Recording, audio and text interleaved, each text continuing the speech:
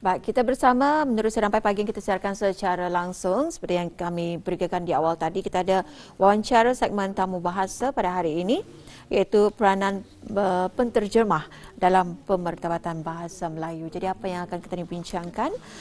Kita bersama tetamu undangan kita yang sudah pun bersedia di studio ketika ini, iaitu Yang Mulia Puan Siti Norfatin Sumarni binti Haji Sulaiman, iaitu selaku penterjemahkan. Assalamualaikum Puan. Waalaikumsalam warahmatullahi wabarakatuh. Sihat? Alhamdulillah. Atau sehat? Ya, Alhamdulillah sehat walafiat. Dan sebelumnya ya, kita di Rampai Pagi ingin mengucapkan jutaan terima kasih lah kerana Puan berkesudian bersama kita pada pagi ini. InsyaAllah kita ni akan berkongsi ilmu lah ya pada pagi ini. Baik, saya serahkan untuk ladies first lah. Silakan Bersama Atul. Jadi dengan adanya tajuk yang kita bawakan pada hari ini, mungkin Puan ya boleh mengongsikan sedikit latar belakang unit penterjemah Dewan Bahasa dan Pustaka. Jadi silakan. Okey, terima kasih. Terima kasih Izan juga Atul ya. Jadi Assalamualaikum warahmatullahi wabarakatuh. Terlebih dahulu diucapkan terima kasih juga di atas kesudian mengundang kami kemari. Okey, jadi tajuk saya pada hari ini adalah peranan penterjemahan dalam pemartabatan bahasa Melayu. Okey, jadi peranan unit penterjemahan di Dewan Bahasa dan Pustaka Brunei.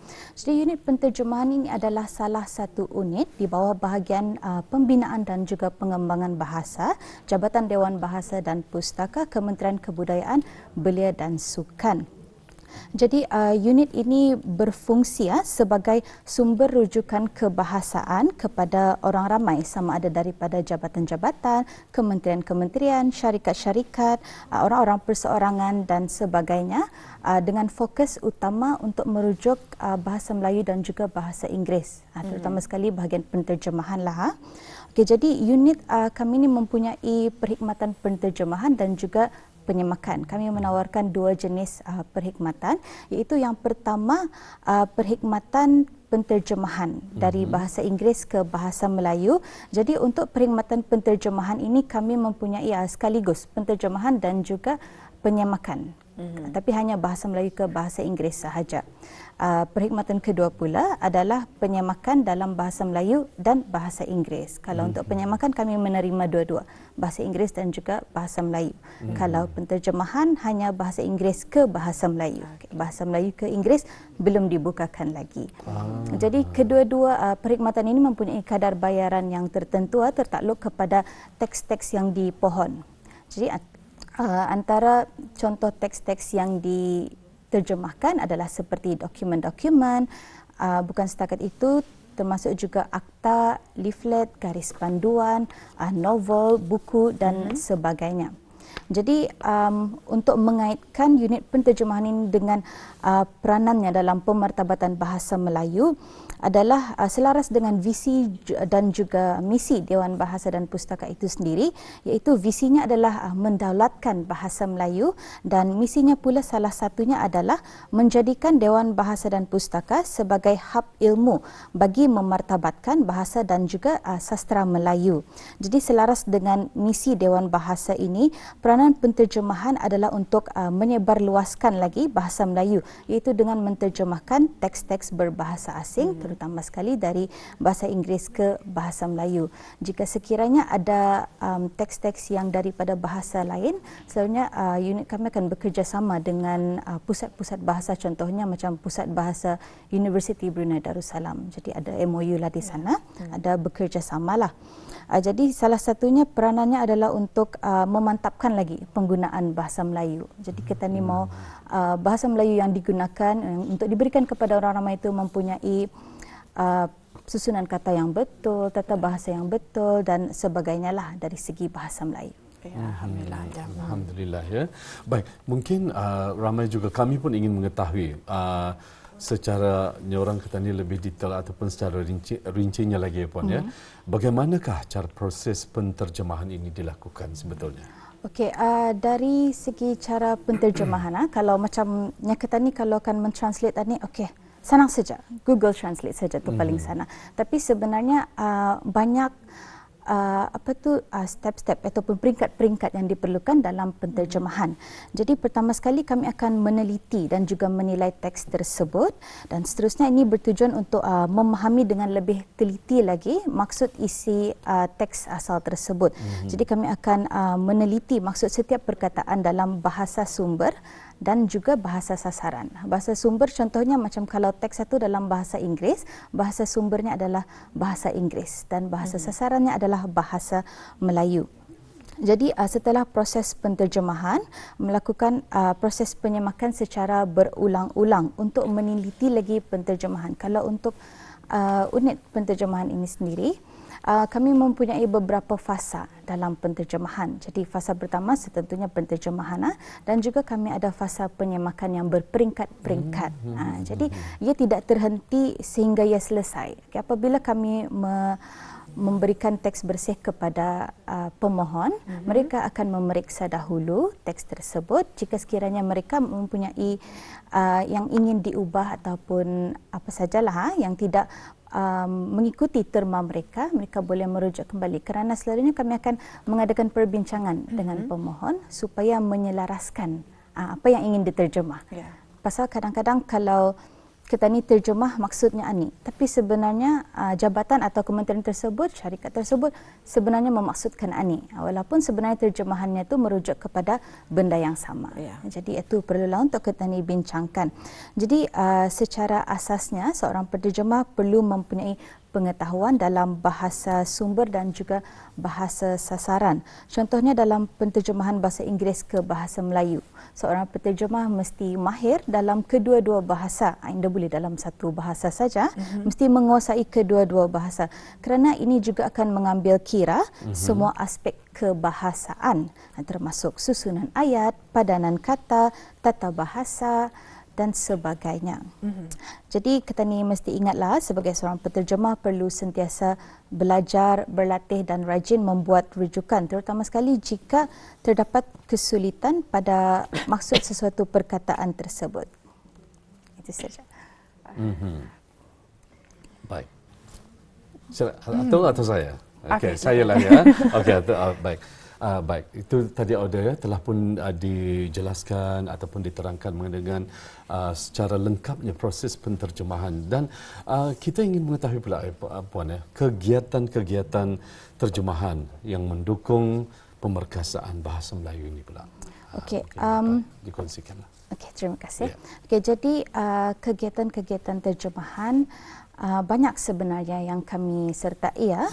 Okey, kalau di sini untuk unit penterjemahan sendiri, unit ini bergiat aktif dalam menyokong Kementerian Kebudayaan Belia dan Sukan, khususnya bahagian kebudayaan dalam usaha memperkasakan dan mendaulatkan lagi bahasa Melayu. Jadi antara kegiatan yang diikuti antaranya ialah satu program perjalanan kebudayaan. Program perjalanan kebudayaan ini adalah yang diungkayakan oleh Kementerian Kebudayaan Belia dan Sukan melalui bahagian kebudayaan. Jadi program ini mempunyai peranan mengunjungi ke sekolah-sekolah dan juga ia diikuti. Program ini diikuti oleh sektor-sektor di bawah bahagian kebudayaan Kementerian Kebudayaan Belia dan Sukan. Jadi termasuklah Dewan Bahasa dan Pustaka sendiri yang bertanggungjawab untuk memberigakan mengenai bahasa Melayu, tulisan Jawi, bahasa Brunei dan sebagainya. Jadi bukan sahaja Dewan Bahasa, program ini juga diikuti oleh Pusat Sejarah, Jabatan Muzium-Muzium dan sebagainya. Jadi program yang kedua pula ialah Dudun DBP. Dipanggil sebagai Dudun DBP. Itu satu program kelolaan Dewan Bahasa dan Pustaka Brunei sendiri. Jadi program ini diadakan sewaktu Bandar Kucheriya. Jadi orang Dewan Bahasa sendiri akan turun menyertai Bandar Kucheriya di keempat-empat daerah Lata ikut giliran yang masing-masing. Jadi mereka akan menyertai Bandar Kucheriya, di mana dalam program ini pelbagai aktiviti berasaskan kebahasaan dijalankan dalam bentuk permainan yang boleh disertai oleh pengunjung-pengunjung Bandar Kucheriya. Jadi antara aktiviti-aktiviti yang pernah dijalankan pada kedua-dua program ini tadi adalah seperti kuis menterjemah peribahasa dalam bahasa Inggeris ke bahasa Melayu ataupun bahasa Melayu ke bahasa Inggeris, dan seterusnya kuis tabu bahasa dan juga kuis perambahan Brunei. Jadi ini merupakan satu inisiatif lah unit kami sendiri untuk memperkenalkan bahasa-bahasa Brunei dan juga penggunaan peribahasa-peribahasa dalam bahasa Melayu dan juga bahasa Inggeris. Jadi antara program yang masih lagi dijalankan oleh unit penterjemahan pada masa ini adalah peraduan menterjemah buku cerita kanak-kanak terbitan Dewan Bahasa dan Pustaka sempena sambutan Bulan Bahasa 2022.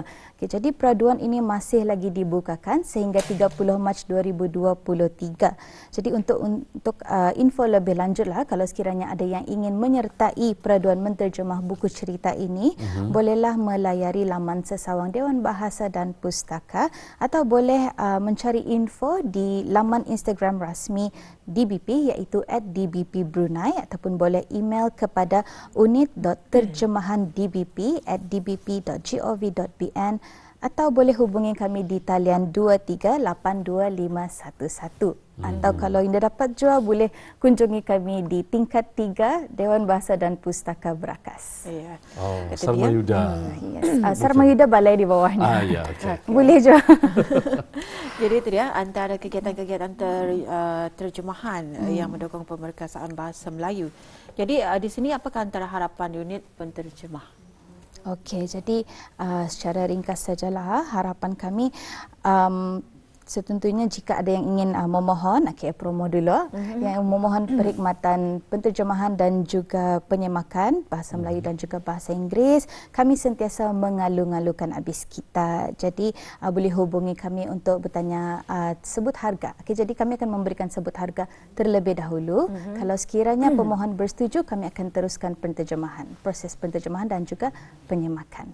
Okay, seterusnya kami berharap agar dapat memartabatkan bahasa Melayu selaras dengan Perlembagaan Negeri Brunei, dan juga harapan kami adalah agar bahasa Melayu akan sentiasa diguna pakai, sentiasa dimartabatkan dan diperkasakan melalui penterjemahan. Bak kata pepatah, harimau ditanda pada belangnya, kerbau ditanda pada tanduknya, manusia ditanda pada bahasanya, jelas di sana bahasa menunjukkan bangsa. Masya-Allah, cantik ya. Dan bagaimana sebenarnya ramai masyarakat Ketani di Brunei ini untuk mengetahui perkembangan-perkembangan? Adakah melalui IG ataupun mungkin melalui Facebook dan sebagainya? Boleh. Jadi sebarang aktiviti-aktiviti Dewan Bahasa sendiri mungkin masa ni lebih senang dilayari melalui IG, Instagram rasmi Dewan Bahasa dan Pustaka di @DBP Brunei. Dan juga Facebooknya pun juga aktif. Jadi boleh layari dua-dua laman sesawang tersebut. Jadi itu antara media sosial yang ketika ini yang boleh kita guna pakai untuk apa jua sebarang aktiviti-aktiviti dan juga perkembangan-perkembangan. Jadi apatah lagi dalam Ketani mengikuti segmen tamu bahasa. Sebenarnya dengan menuturkan bahasa Ketani, bahasa Brunei ini merupakan bahasa resmi kebangsaan Ketani. Jadi cara bertutur dan sebagainya.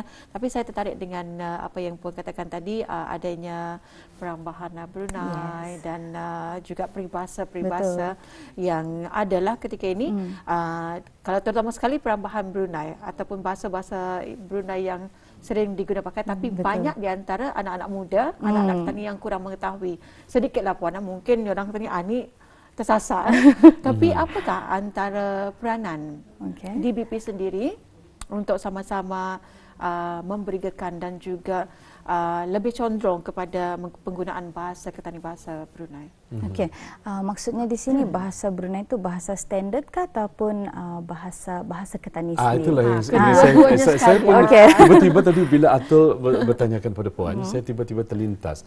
Penterjemahan bahasa ini, adakah Dewan Bahasa menggunakan bahasa Melayu standard ataupun menggunakan bahasa Melayu Brunei Ketani? Macam mana tu? Okey, kalau dari segi terjemahan ia merupakan kira bahasa rasmi. Jadi menggunakan bahasa Melayu. Contohnya macam negara-negara jiran Ketani ya.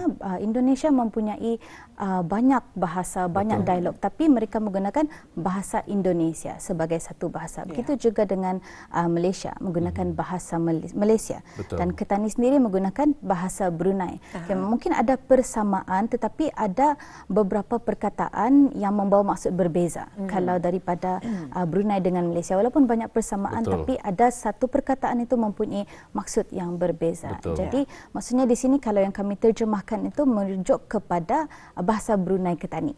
Bahasa Brunei standard lah, bahasa Brunei standard Ketani. Ketani merujuk. Ketani ada rujukan sendiri dan Ketani juga merujuk kepada sama jua se-Nusantara yang menggunakan bahasa Melayu. Yang mana lebih sesuai Ketani boleh pakai. Dan juga tambahan unit istilah di bawah bahagian pembinaan dan juga pengembangan bahasa, mereka juga membantu dalam pengistilahan perkataan-perkataan ini jadi untuk lebih bersesuaian. Jadi Dewan Bahasa dan Pustaka bertanggungjawablah apa tu yang berkaitan dengan bahasa. Jadi ada unit-unit tertentulah yang akan sama-sama memainkan peranan penting dalam memartabatkan bahasa Ketani, khususnya bahasa Brunei lah. Betul sekali. Jadi betul lah juga ya, kadang-kadang tadi saya terfikir bahasa yang digunakan ini seandainya bahasa Brunei Ketani yang benar-benar bahasa kuno lah ataupun bahasa standard. Tapi kalau bahasa standard maksudnya bahasa Brunei lah, bahasa perantaraan ini mudah difahami kan. Jadi kalau ada orang luar pun mereka faham ya. Mereka faham dengan apa yang tadi maksudkan. Walaupun kata puan tadi ada perkataan sama tapi artinya berbeza ya. Kalau tadi dengan Malaysia ataupun Indonesia pun ada perkataan sama tapi maknanya lain ya. Tapi mudah kita pahami dan juga memahami. Kalau tadi kan seperti yang saya tanyakan kepada puan mengenai dengan bahasa Brunei yang saya kata perambahan Brunei. Jadi pendapat dan juga pandangan puan sendiri terutama sekali kepada anak-anak kita, macam mana tu? Okey. Jadi selain daripada peranan daripada pasal mereka ni diajarkan di peringkat sekolah, dari peringkat sekolah rendah lagi diajarkan perambahan Brunei, bahasa Brunei. Jadi dan sekarang mereka masih belajar kerana ada modul Melayu Islam Beraja sehingga ke peringkat universiti. Jadi dia merupakan salah satu inisiatif untuk lebih memperkenalkan lagi perambahan Brunei, bahasa Brunei kepada belia-belia Ketani, kanak-kanak lah. Jadi contohnya dalam perjalanan kebudayaan kami menyediakan beberapa kuis dan yang merupakan perambahan Brunei. Tapi kami bagi yang simple-simple lah, yang mudah-mudah saja untuk orang boleh memahami apakah maksud peribahasa tersebut, perambahan Brunei tersebut. Jadi kalau bagi unit kami itu merupakan salah satu inisiatif kami lah untuk memperkenalkan lagi bahasa Brunei dan juga perambahan-perambahan Brunei kita ni supaya ia tidak lekang dek hujan. Macam itulah peribahasanya tu. Jadi alhamdulillah ya, dengan adanya yang kita bawakan hari ini wawancara kita segmen tamu bahasa, banyak-banyak lagi yang perlu Ketani pelajari. Walaupun Ketani menuturkan bahasa Melayu, tapi ada perkara-perkara ataupun ada tempat-tempat yang Ketani kurang faham dan sebagainya. Tapi apapun Tribun, terima kasih kami ucapkan kepada Yang Mulia Puan Siti Nurfatin Sumarni binti Haji Sulaiman, iaitu selaku penterjemah kanan, kerana menjelaskan topik yang kita bincangkan pada hari ini, iaitu peranan penterjemah dalam pemertabatan bahasa Melayu. Ribuan terima kasih puan. Assalamualaikum. Sama-sama. Terima kasih. Waalaikumsalam.